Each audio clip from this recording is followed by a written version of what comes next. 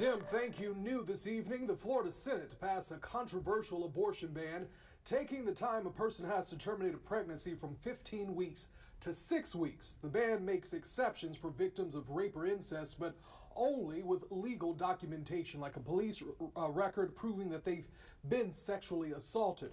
On your sites, Cheyenne Cole is following the story for us. She's joining us in the newsroom. Cheyenne, what's the latest on all of this? Anthony, during the hearing on SB 300, also known as the Pregnancy and Parenting Support Bill, Occupy Tally activists could be heard outside the chambers protesting the bill. While some are celebrating the passage, others are deeply concerned about what this means for the future of reproductive rights in Florida.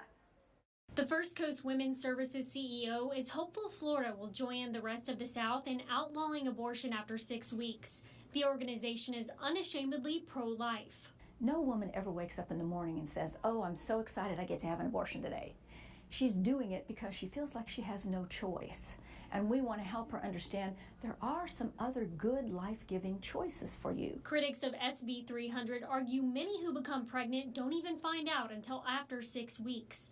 Weber agrees with that timeline, but says regardless, every conception in the womb has a purpose. The majority probably would be beyond 6 weeks when they would find out, but even then, I think if they realize, if they get a chance to slow down and talk to someone about what choices they have, that it's not an all or nothing. Last year, more than 82,000 abortions were performed in Florida, nearly 8,000 of those here in Duval County. Planned Parenthood's statewide director of organizing says a lack of access to reproductive care will create a public health crisis in Florida.